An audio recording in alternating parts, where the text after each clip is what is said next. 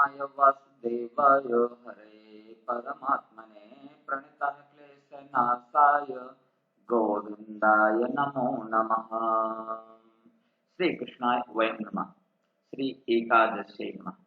आज मैं आप लोगों के सम्मुख योगिनी एकादशी महात्मा आषाढ़ मास के कृष्ण पक्ष की एकादशी का वर्णन प्रस्तुत करने जा रहा हूं।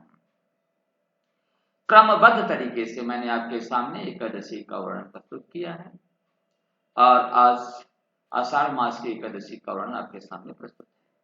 धर्मराज युधिष्ठिर बोले कि हे जनार्दन, हे भगवान श्री कृष्ण, मैंने ज्येष्ठ मास के शुक्ल पक्ष के निर्जला एकादशी की कथा सुनी। अब आप कृपा करके आषाढ़ मास के कृष्ण पक्ष की एकादशी की कथा का वर्णन कीजिए। इस एकादशी का नाम क्या है तथा महात्म क्या है, सो सब वर्णन कीजिए। श्री भगवान श्री कृष्ण बोले कि हे राजन, आषाढ़ मास के कृष्ण पक्ष की एकादशी का नाम योगिनी है।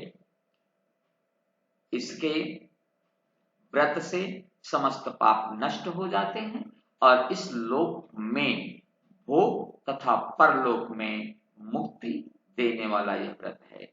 हे राजराजेश्वर, यह एकादशी तीनों लोकों में प्रसिद्ध है। इसके व्रत से पाप नष्ट हो जाते हैं।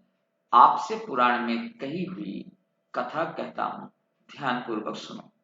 अलका नाम की नगरी में एक कुबेर नाम का राजा राज्य करता था। वह शिव भक्त था। उसकी पूजा करने के लिए एक हेममाली नामक माली पुष्प लाया करता था। उसके विशालाक्षी नाम की अत्यंत सुंदर स्त्री थी।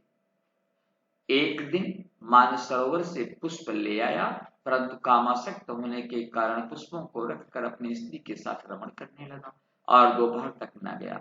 जब राजा कुबेर को उसकी राह देखते देखते दोपहर हो गई तो उसने क्रोध पूर्वक अपने सेवकों को आज्ञा दी कि तुम लोग जाकर हेममाली का पता लगाओ कि वह अभी तक पुष्प क्यों नहीं लाया है।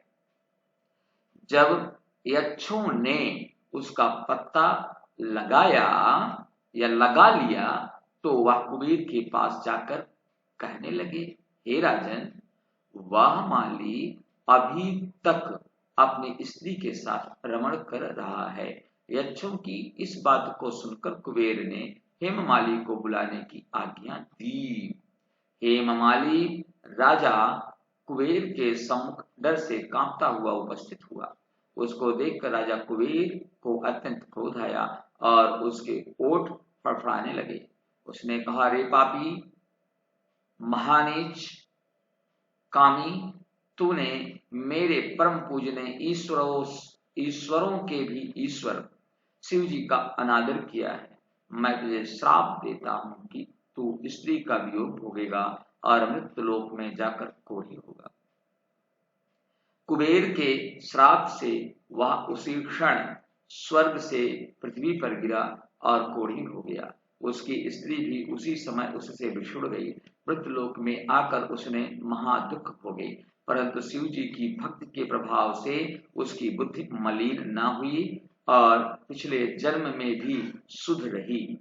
इसलिए वह अनेक दुखों को भोगता हुआ तथा अपने पूर्व जन्म के कुकर्मों का स्मरण करता हुआ हिमालय पर्वत की तरफ चल दिया। वहां पर चलते चलते मार्कंडेय ऋषि के आश्रम पर पहुंचा। वह ऋषि अत्यंत वृद्ध तथा तपशाली थे। वह दूसरे ब्रह्मा के समान प्रतीत हो रहे थे और उनका वह आश्रम ब्रह्मा की सभा के समान शोभा दे रहा था। उनको देखकर वह हेममाली वहां गया और उनको प्रणाम करके उनके चरणों में गिर पड़ा। उसको देखकर मार्कंडेय ऋषि बोले कि तुमने कौन से खोटे कर्म किए हैं जिससे तू कोढ़ी हुआ और महान दुख भोग रहा है। इस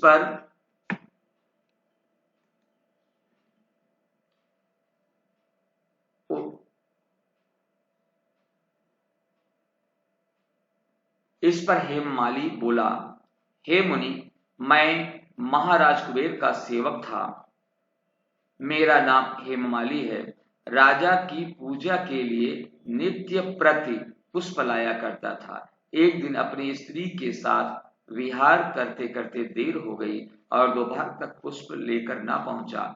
उन्होंने मुझे श्राप दिया कि तू अपनी स्त्री का वियोग भोग और मृत्युलोक में जाकर कोढ़ी बन तथा दुख भोग। इससे मैं कोढ़ी हो गया हूँ और महान दुख भोग रहा हूँ, अतः आप कोई ऐसा उपाय बतलाइए जिससे मेरी मुक्ति हो जाए। इस पर मार्कंडेय ऋषि बोले कि भाई, तूने मेरे सम्मुख सत्य वचन कहे हैं, इसलिए मैं तेरे उद्धार के लिए एक व्रत बताता हूँ। यदि तू आषाढ़ मास के कृष्ण पक्ष की योगिनी नामक एकादशी का विधि पूर्वक व्रत करेगा तो तेरे समस्त पाप नष्ट हो जाएंगे। इस पर हेममाली बहुत प्रसन्न हुआ और मुनि के वचनों के अनुसार उसने योगिनी एकादशी का विधि पूर्वक व्रत किया। इसके प्रभाव से वह फिर से पुराने रूप में आ गया और अपनी स्त्री के साथ विहार करने लगा। हे राजन, इस योगिनी की कथा का फल 88 सहस्त्र ब्राह्मणों के भोजन कराने के बराबर है। इसके व्रत से समस्त पाप दूर होते हैं और अंत में स्वर्ग मिलता है। दर्शनाय नमो नमः, दर्शनाय धन्यवादः, नमो नमः। आप सब मेरी अगली वीडियो देखने के लिए इस चैनल को सब्सक्राइब अवश्य करें। नमो नमः।